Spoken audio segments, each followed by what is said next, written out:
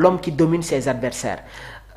Dans son discours je pense que il a été très clair ci conférence de presse yi nga xamante ne def na ko muy qu'il est adepte à sa philosophie et je pense que tey jii nii le doyen Conté defoon na benn analyse ne par moment nañuy bàyyi xel la philosophie de la Mannschaft et je pense que Pape Bouna Thiaw soo ko toppee tuuti am na leen loo xamante ne amaana waxagu ko wala ñu bëri bàyyiwuñ ci xel mais dama koy waxaat fii c'est un grand coach. Quand même xam nga tey Pape Bouna Thiaw ba mu wootee ba mu jàllale liste bi ñu ne 28 jours yi la ñuy yóbbu ci Coupe d'Afrique bi.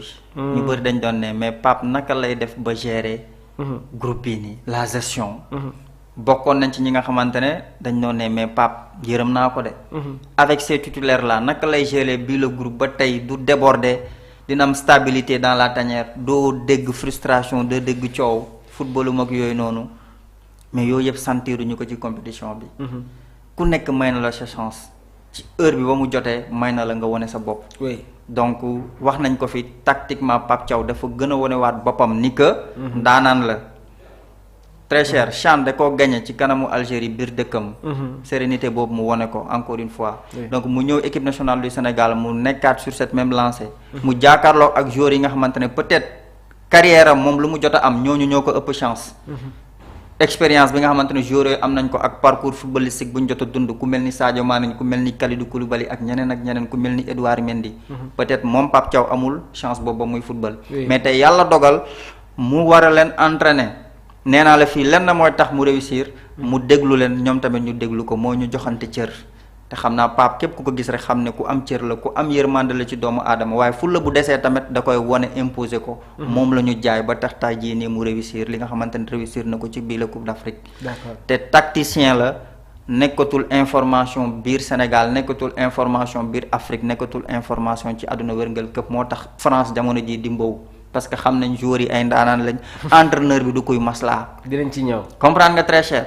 donc du koy maslaa ki nga xamante ne mooy du fi nekk di ne non baal ma xaar baal mooy on n'a pas quelque chose à calculer en quelque sorte. il n'hésite pas buy jël décision. lii laa bëgg a def dama koy def lépp li nga xamante ne tey daf ma koy jural comme résultat nii laa ko soxlaawee.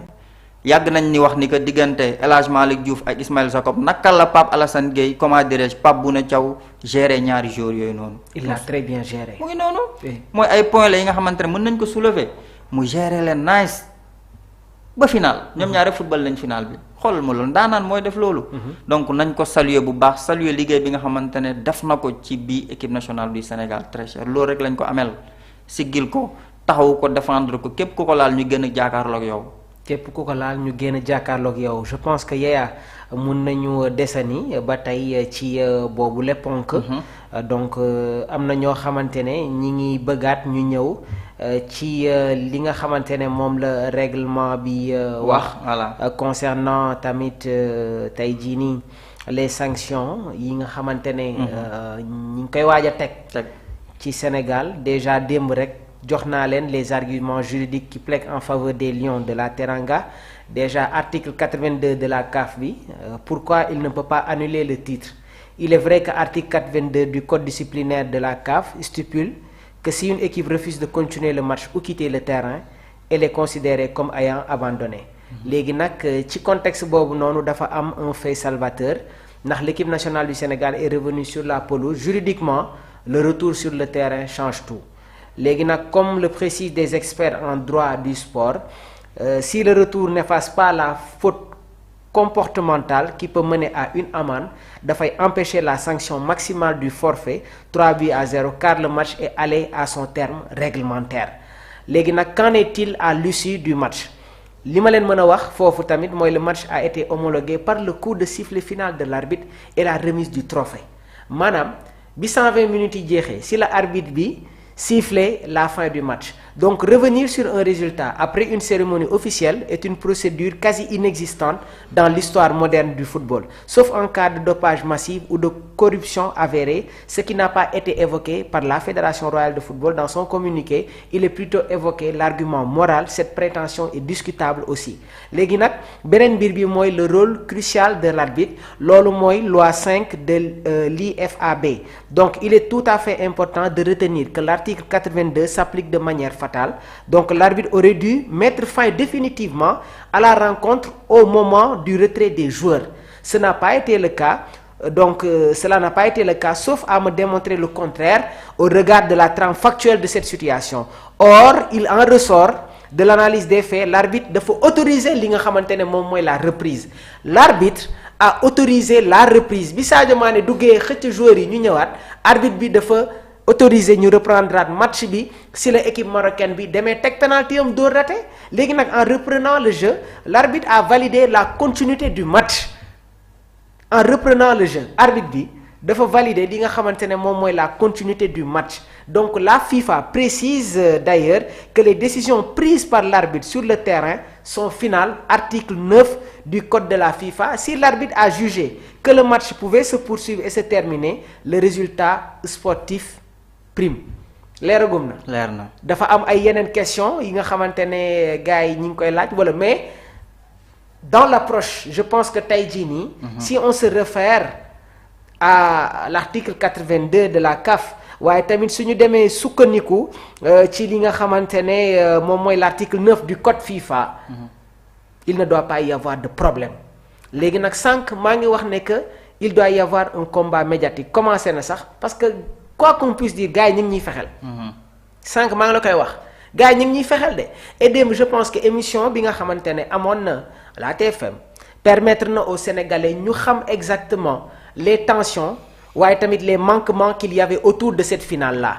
Beneen mbir bi tamit ñu bëri ñi ngi doon critiquer la fédération sénégalaise de football mais dañu war a xam benn mbir tamit il y a les protocoles d'avant-match et am na leen loo xamante ne du la fédération sénégalaise de football moom moo koy gérer. C'est-à-dire aujourd'hui joueurs yi su ñu nekkee woon Tanger di war a jóge foofu di dem ci beneen ville dafa war a am une communication loolu mënul ñàkk.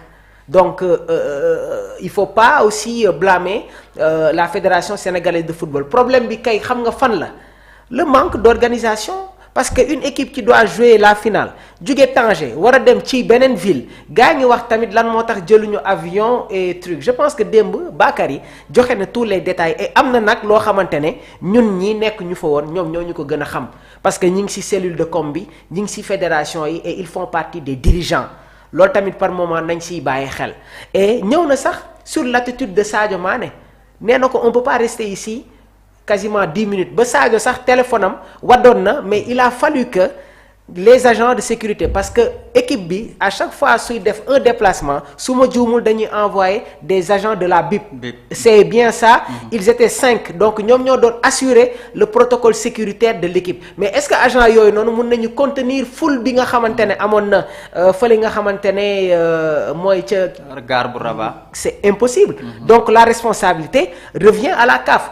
Concernant les problèmes des billets Bakary mi ngi koy wax démb le président de la fédération sénégalaise de football Ablaye Fall dafa doon xuloo ak les dirigeants ak certains dirigeants marocains exigeant que ñu gën a déployer les billets pour l'équipe nationale. Donc bi fédération bi dafay communiquer si la ñu delluwaat ginnaaw moo lay wan ne que le Maroc en toute sincérité vraiment on essaie d'apaiser mais nag tey jii nii vu que ñoom la CAF la FIFA ñi ngi jéem a jël ay sanctions di ko teg suñu kaw ñun tamit on doit sortir les éléments à décharge. Il y a les servettes ce manque d'organisation là ak supporters sénégalais yi nga xamante ne ñëw nañu aujourd'hui man si buntu stade bi ñu ne leen dégager les lieux image yaa ngi fii nii. Léegi nag démb maa ngi koy wax la fédération camerounaise de football muy la FECAFOOT ñoom tamit je pense que déjà am na ay yenn polémique yi nga xamante ne amoon na au sortir de ce match là face à cette équipe du Maroc.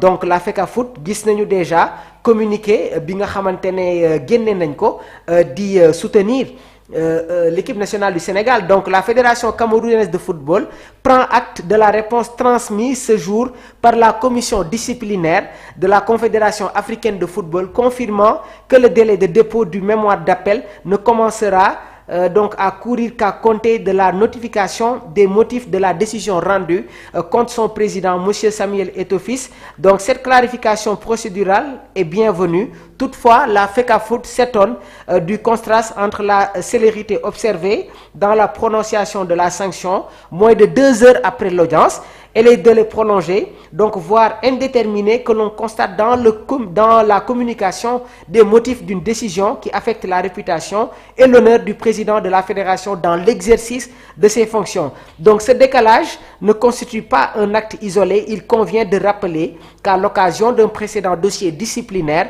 il avait fallu plus de 9 mois pour obtenir successivement les motifs, la décision complète, puis la fixation d'une date d'audience. Donc la FECAFOOT nag ñi ngi réaffirmer son attachement à une procédure équitable, au respect des délais raisonnables et à l'effectivité des voies de recours. Elle restera vigilante